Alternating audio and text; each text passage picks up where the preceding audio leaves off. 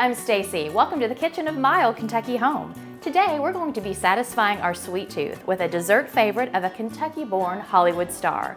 We'll be making transparent pie and pairing it with Kentucky coffee. Let's get started. For our transparent pie, here's what we'll need.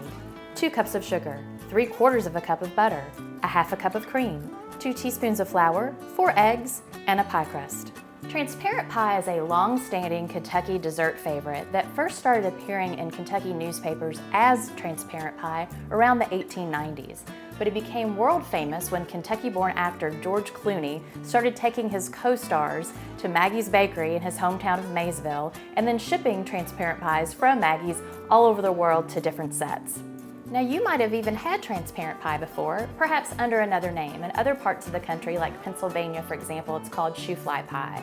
I believe in Ohio it might be chess pie or sugar pie. But here in Kentucky it's called transparent pie, and it's not really for its transparency in color, but it's just simplicity of ingredients, because these ingredients were basically anything any respectable farm might have on hand. So just sugar, cream, eggs, and butter, and some flour. So it's really simple to make, and I'm going to show you how. First thing we're going to do is add our 2 cups of sugar. And then I have had this butter sitting out to get to room temperature so it's nice and soft. It's 3/4 of a cup. And then we're just going to cream this together.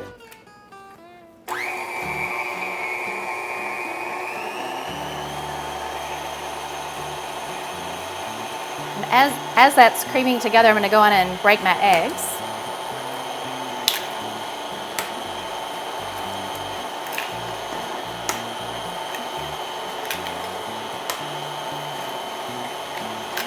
Okay, now we're just going to put our eggs in, add our cream,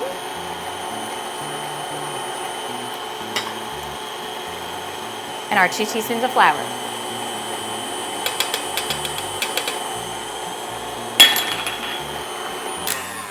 All right, that looks nice and creamed together. Now you can do your own pie crust, which we've done in other episodes for other pies, but we made it a little simple today. Let's not tell Martha Stewart on ourselves. So we just have a pre-done Pillsbury pie crust.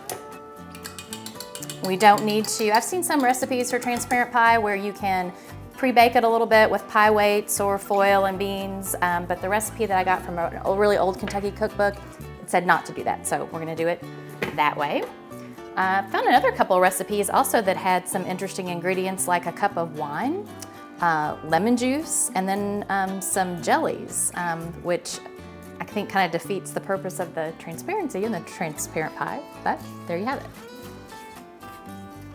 This is already smelling good.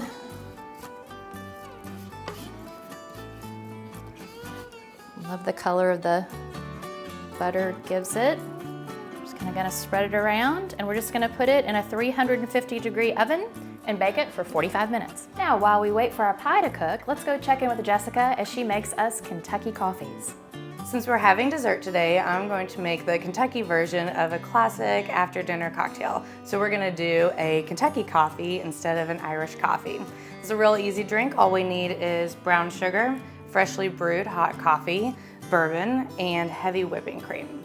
So this is kind of just like how you drink your coffee is kind of personal, how sweet you like it, how much cream. When you're making a Kentucky coffee, it's kind of the same thing, but I don't want mine to be very sweet, especially since we're having pie. So I'm gonna do about a teaspoon of this brown sugar right into the coffee, and since it's hot, it'll dissolve nicely, so I didn't feel like we needed to make a simple syrup.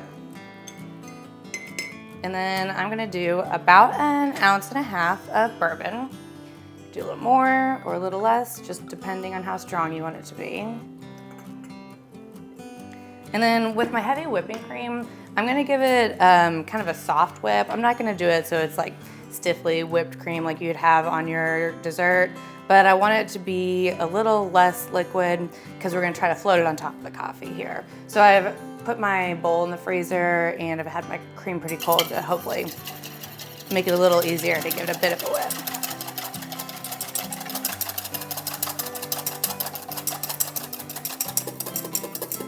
All right, I think that consistency is perfect.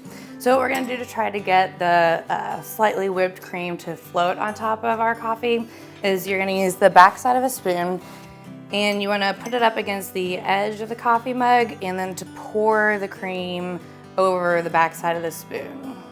And we'll see how well this works for us.